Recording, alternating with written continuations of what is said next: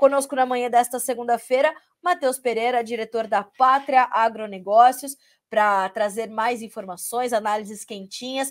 Matheus, bom dia, meu amigo. Seja bem-vindo ao Bom Dia Agronegócio mais uma vez. É sempre um prazer ter você com a gente. Bom dia, pessoal. Bom dia, Carlita. Bom dia a todos que nos assistem.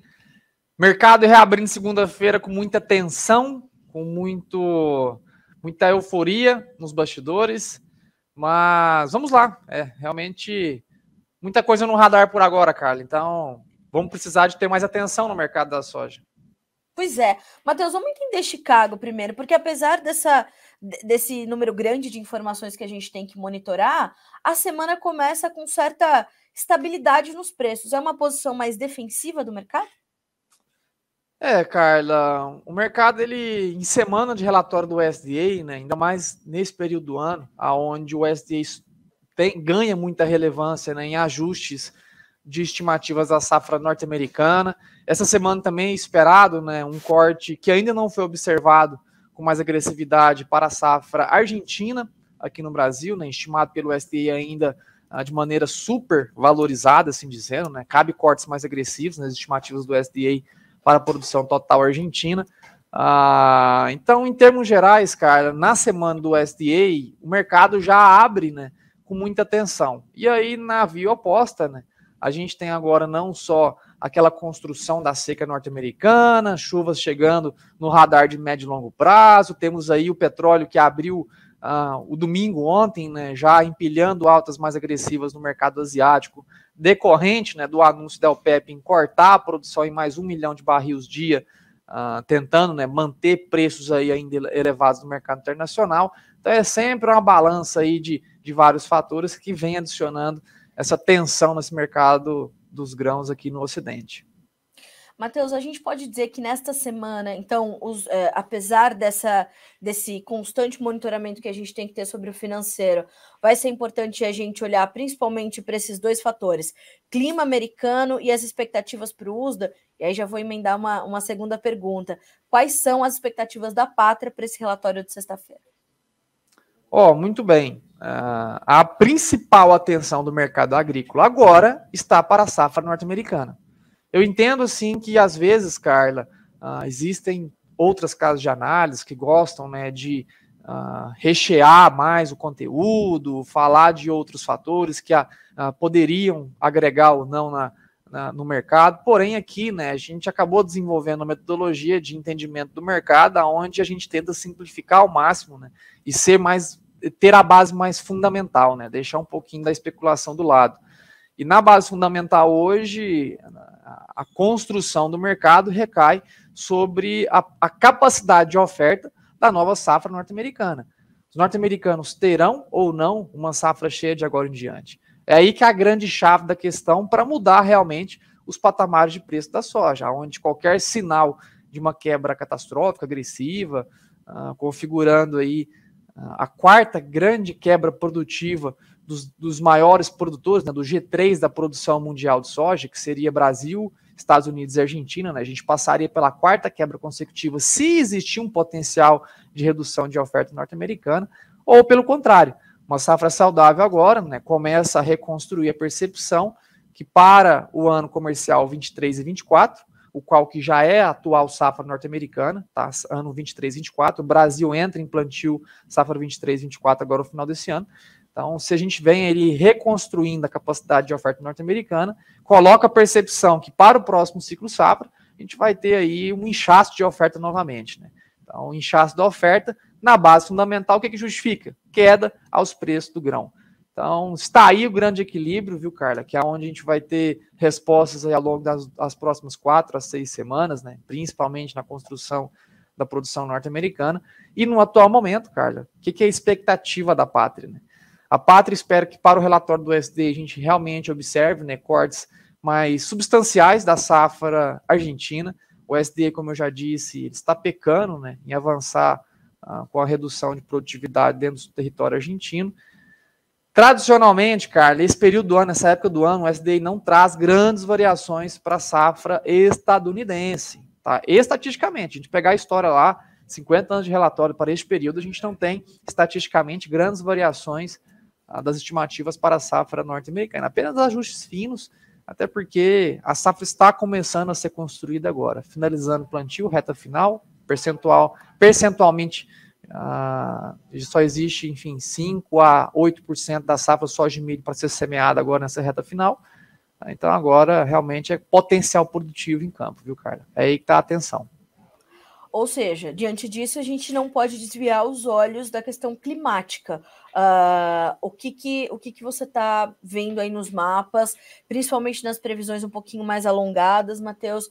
O mercado tem pontos de atenção e principalmente esses pontos podem dar suporte aos preços em Chicago a partir desse início de mês de junho, julho, que são meses determinantes ali para a construção da produtividade norte-americana?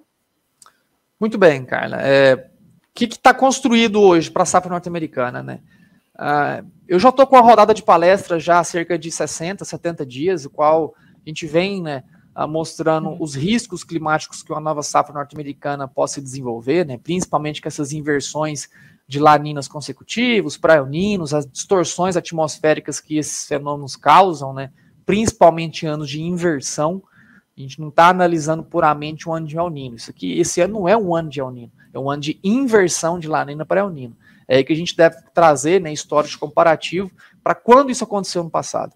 E realmente o cenário hoje ele distorce, ele oferece, né, chuvas bem abaixo da média para grande parte do cinturão, temperaturas mais quentes, e é o cenário observado durante todo o plantio norte-americano.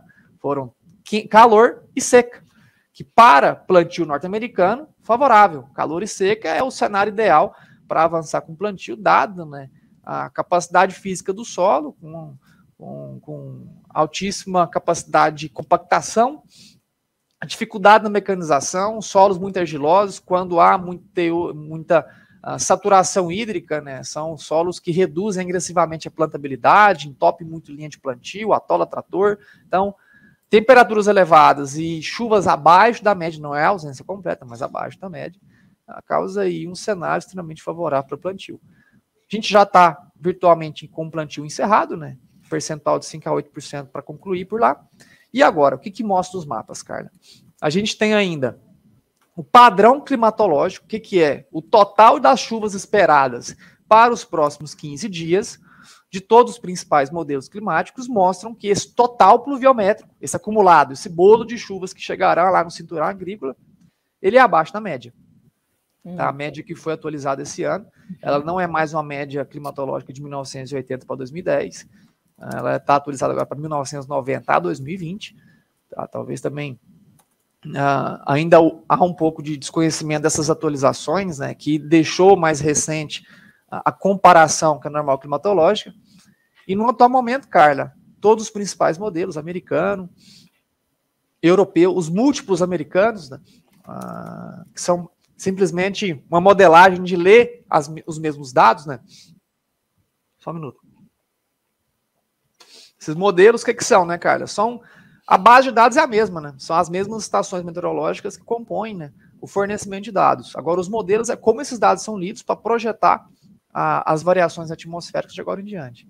Então, sim, em termos gerais, todos mostram o acumulado de chuvas abaixo da média.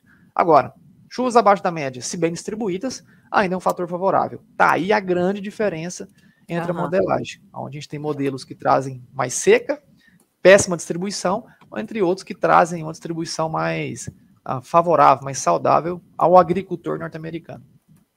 E, Matheus, os mapas dos últimos dias, eles apontavam volumes mais concentrados ali na região oeste dos Estados Unidos, né? E o leste, que é uma região importante ali se a gente principalmente pegar o leste do meio oeste americano, o leste do Corn Belt, são estados importantíssimos, né? São estados-chave para a produção de grãos. A gente ainda tem essa distribuição irregular e essas chuvas menos frequentes, né? Não tão bem distribuídas para a região leste para esses próximos dias? Exatamente, Carla. E especialmente pelo modelo europeu, que ele é conhecido, Carla, por ser o modelo mais assertivo, tá? No longo prazo. Tá. Em especial, quer ver? Já estou até abrindo aqui, Carla, a nossa modelagem aqui no site da Pátria. Eu vou até fugir um pouquinho do nosso protocolo aqui, vou puxar essa câmera, eu quero mostrar aqui a minha tela. Fique à vontade. Pessoal. Só não... Olha aqui, que interessante. A gente tem aqui a diferença dentro dos dois modelos, né? Europeu aqui do lado esquerdo, americano do lado direito, pessoal. Perceba, né, que eu trouxe aqui, né, o tracejado em rosa aqui no fundo. Não sei se conseguem enxergar com clareza, mas é aqui. O tracejado em rosa é o quê? O cinturão agrícola. Tá? E olha, perceba que ambos os modelos para os próximos 5 dias trazem a ausência de chuvas para toda a região de Illinois, Iowa e Indiana. A gente está falando aqui de Illinois, Iowa e Indiana, a gente está falando de 35%, 40% da produção nacional de soja. Tá? Mesma coisa, americano, só que o americano já coloca chuvas para dentro de Iowa, né, que é o maior produtor de milho, segundo o maior produtor de soja. Isso para os próximos 5 dias, pessoal. Então, quando a gente traz já visões para 10 de junho a 15 de junho, né, segunda semana de junho, a gente já tem já um padrão mais favorável. O europeu continua trazendo seca para Illinois, maior produtor de soja, enquanto que o americano, olha só, chuvas mais bem distribuídas. O que eu quero dizer com isso, Carla? Que modelo vai acertar, de fato, essas leituras de agora em diante? Isso é algo impossível de ser dito. Tá? A gente sabe que a taxa de assertividade, a maior chuvas observadas sobre previsões passadas, o modelo europeu foi mais assertivo. E o modelo europeu hoje, cara, ele traz sim chuvas mais escassas, né, principalmente para os maiores produtores de soja e milho dentro do cinturão agrícola. E a gente está falando, portanto, de uma volatilidade que deve ser muito acentuada, justamente diante dessa divergência dos modelos. Exatamente, Carla, exatamente. O mercado está muito afoito, muito atenuado, né? Tenho muitos contatos ainda dentro de Chicago, em Nova York, pessoas que são players, né, muito importantes ao mercado agrícola, e existe o consenso, é consensual, ninguém mais fala, né, de maneira equivocada que não existe seca nos Estados Unidos. Existe. Tá? A seca ela é presente, ela é visível, ela passa por um processo de expansão.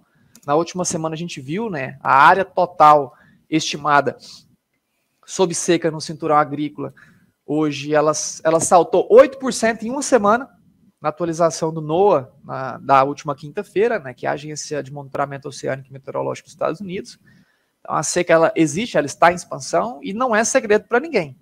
Porém, as chuvas que a partir de agora que constroem o teto produtivo, porque a seca do passado ela foi até favorável ao processo inicial de plantio de semeadura, né, dos Estados Unidos. Então, está muito divergente, a seca ela existe, o mercado entende, porém, assim como a gente está conversando por agora, entende que o teto produtivo, né, capacidade de rendimento da safra norte-americana é construída com chuvas agora no vegetativo, o mercado também entende que a volta das precipitações sobre essas regiões de seca agora, ela reconstrói novamente o potencial, né, produtivo máximo da safra norte-americana. Então, tá a partir de agora, muita atenção no clima, mercado climático na veia, realmente a gente vai viver o ápice da euforia nesses próximos 15 a 20 dias, Carla, com chuvas chegando, mercado depreciando, a ausência dela, a gente tem suporte.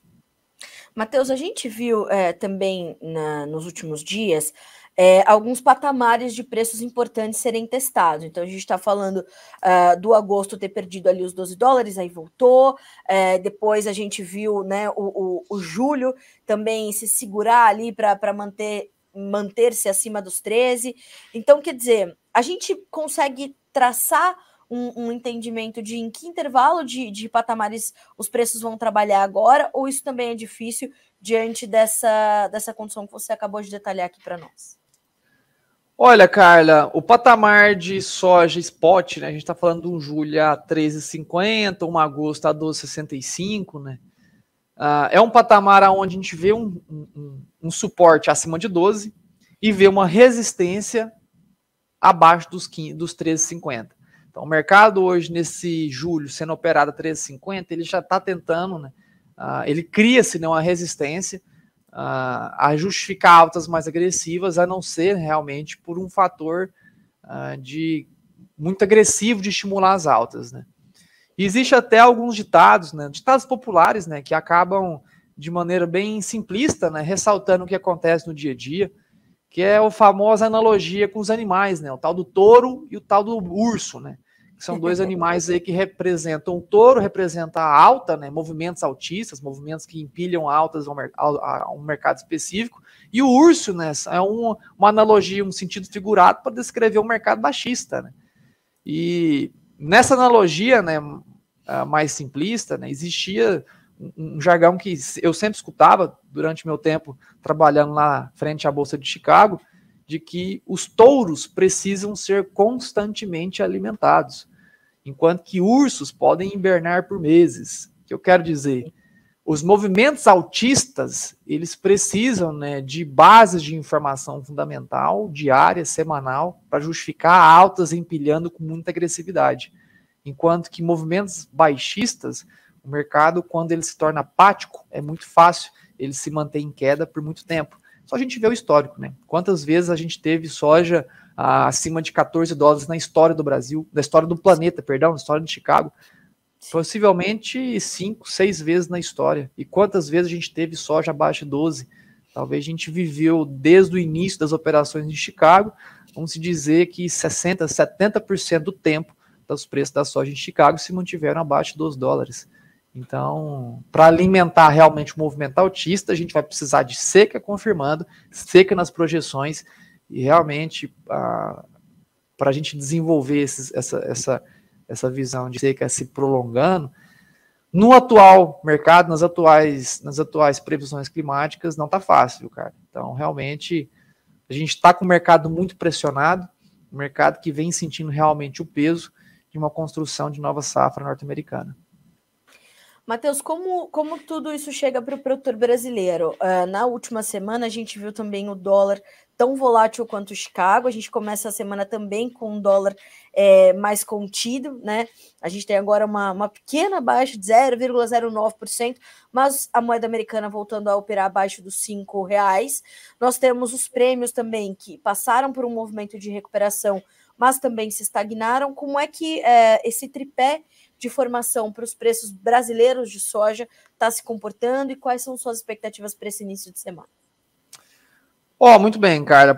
Prêmio, né, algo que a gente não conversou tanto hoje, e a gente está vendo a dificuldade do prêmio justificar altas mais intensas, né, por conta do excesso ainda, não excesso, mas a quantidade de soja disponível, né, qualquer tentativa de movimento de alta ou aceleração do nosso line-up de exportação, que há 2 semanas atrás a gente bateu o recorde de line-up, né, a gente nunca teve tanto navio em processo de carregamento de soja na história do Brasil para o período específico.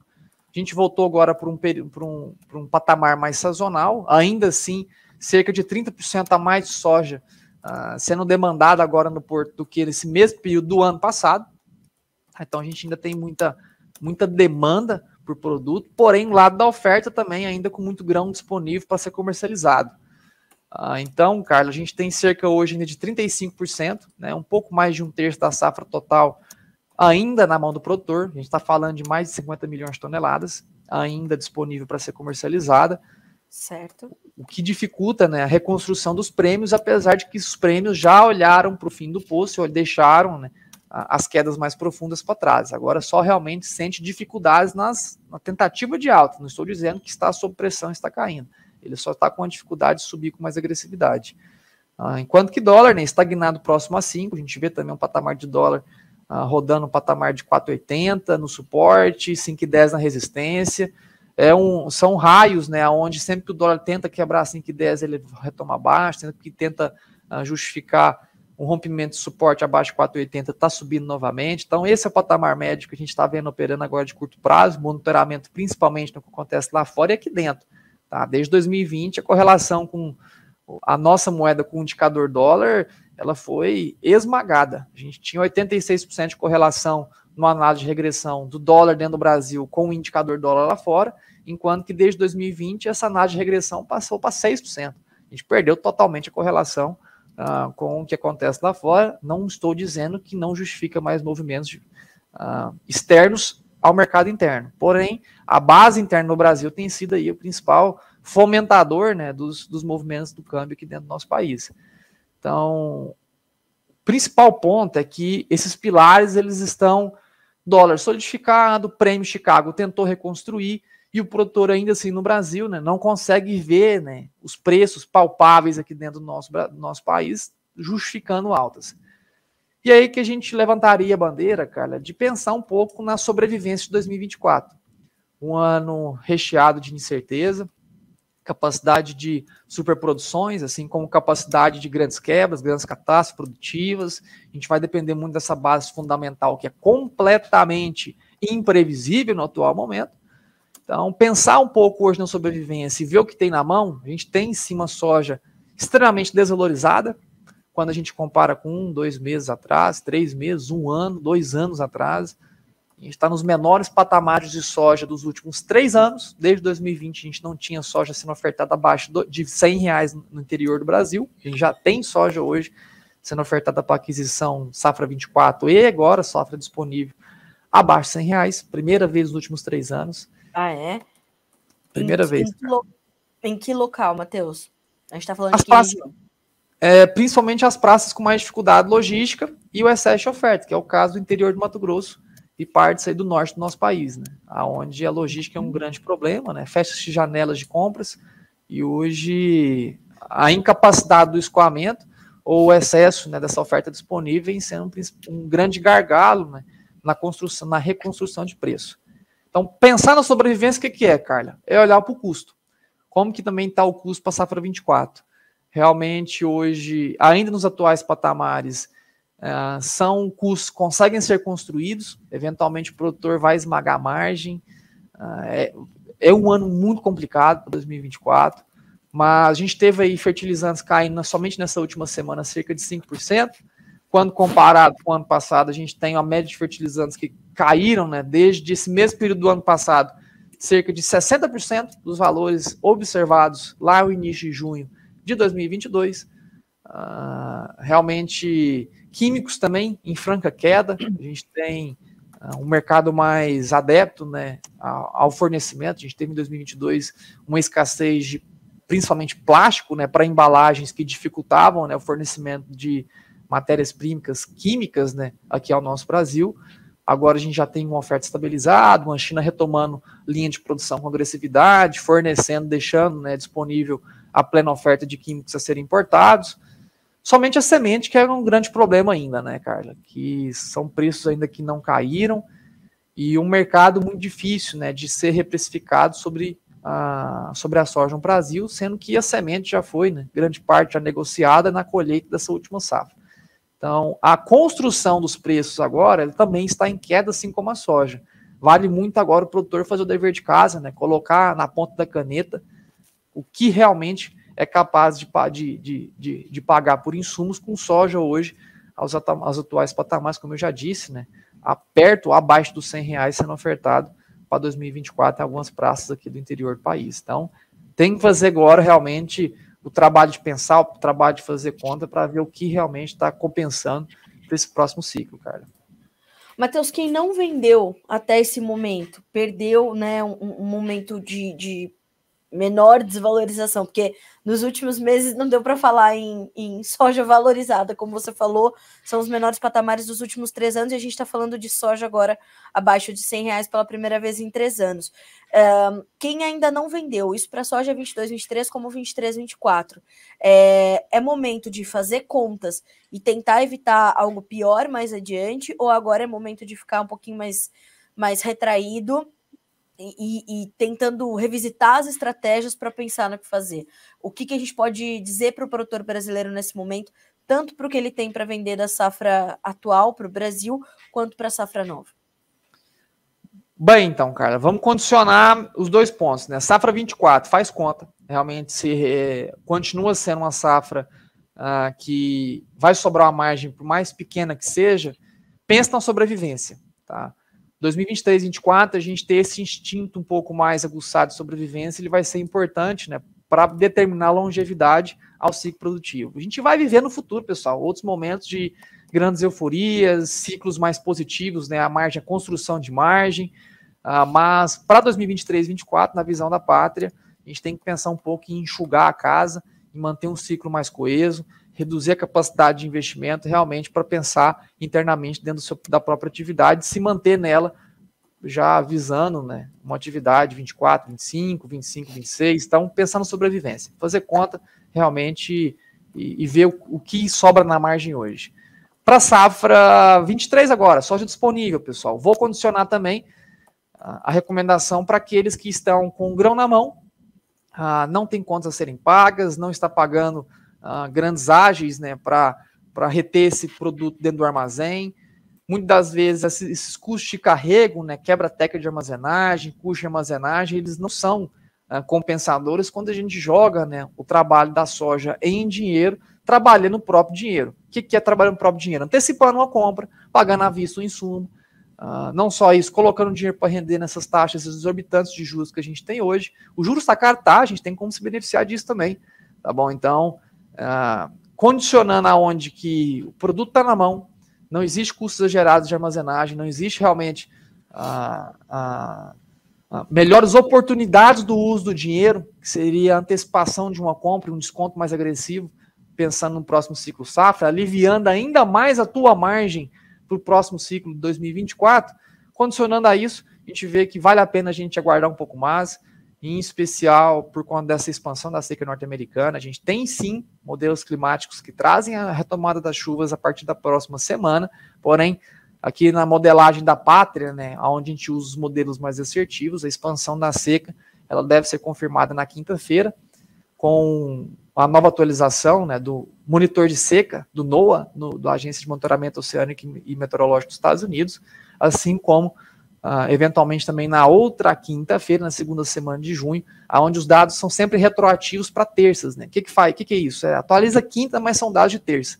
Então, a gente vê que até a próxima terça-feira ainda há, sim, capacidade de expansão de seca, justificando aí o empilhamento da euforia no mercado da soja. Então, tem que condicionar, pessoal. Eu sei que talvez tenha aquele produtor, assim, que... Eu sempre me coloco do outro lado, né? Também sou produtor rural, eu sei que, às vezes, fica criando cenários demais, fica colocando muitas condicionais, mas eu tenho que condicionar até por conta do compromisso ético, né, que a gente tem aqui, Carla, conversando com centenas, milhares de pessoas, né, aqui através da transmissão Notícias Agrícolas, através da Carla Carolina, grande amiga. Então, é importante a gente condicionar para que não exista a generalização dos fatos. Pegar e falar assim, Matheus falou que para segurar a soja, vamos segurar tudo. Não, condiciona, cria estratégias. Se quiser aprofundar um pouco mais disso, tá aqui. Tá? Me procura no particular. A gente sabe que a realidade de um é diferente do outro. Meu vizinho também, que produz soja, tem uma realidade totalmente diferente da minha, um ciclo de compromisso financeiro diferente, uma capacidade de logística diferente da minha. Então, eu tenho que criar estratégias para mim, assim como criar estratégias para cada produtor desse nosso país. Então, nos procure realmente se quiser entender o que fazer com a realidade que você tem, com o produto que você tem em mãos. É isso que é importante, a gente definir estratégia para cada um. E não ficar brigando com o mercado, né, Matheus? Nem com o clima nos Estados Unidos, nem com o relatório do USDA, nem com o que o Xi Jinping vai dizer ou não vai dizer. O mercado vai reagir a essas informações, a gente querendo ou não.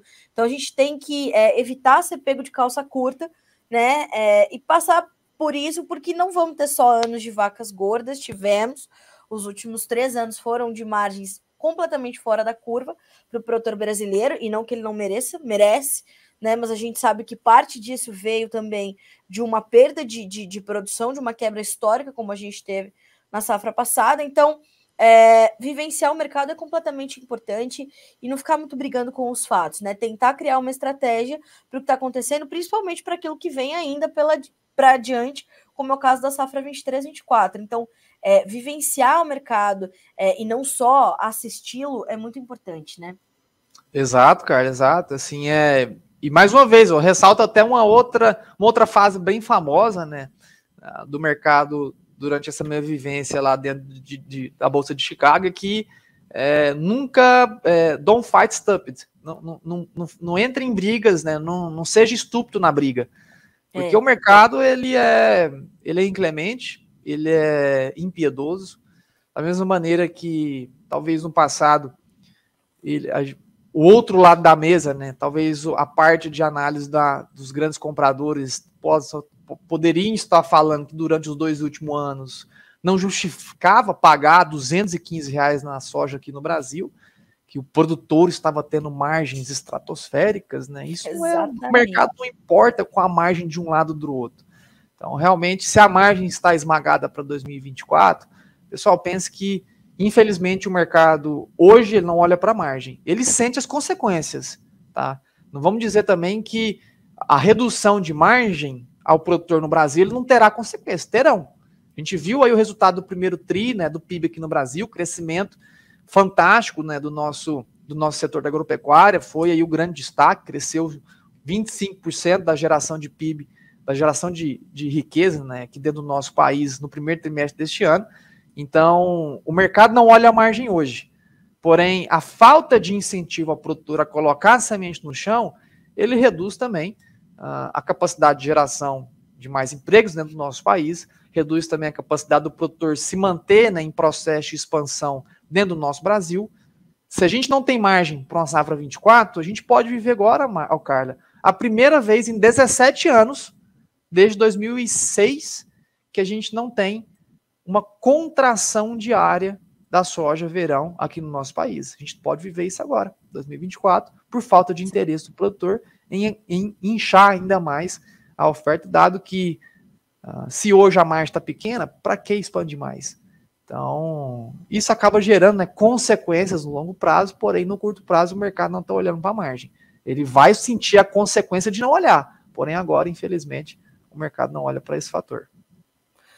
Bom, Matheus, quero muito te agradecer mais uma vez por estar sempre conosco aqui, meu amigo, principalmente com essas orientações tão valiosas para o produtor que nos acompanha aqui no Bom Dia Agro. Você falou de quantas pessoas estão assistindo, a gente tem realmente quase 1.500 pessoas acompanhando agora o Bom Dia Agronegócio, então obrigada principalmente a você que está nos acompanhando, confiando no meu trabalho, confiando no trabalho do Matheus, do Notícias Agrícolas e da Pátria, que tem o objetivo de justamente te esclarecer o que está acontecendo para que você possa revisitar suas estratégias, ficar bravo com o mercado, né, pé da vida não vai resolver e fazer os preços voltarem a subir. É estratégia principalmente para a safra que vem. Então, Matheus, obrigada mais uma vez, meu amigo, por trazer esse rumo para a gente começar bem a semana, sabendo que vai ser uma semana volátil, uma semana intensa e que o produtor precisa estar atento. Sempre bom estar contigo. Obrigada mais uma vez.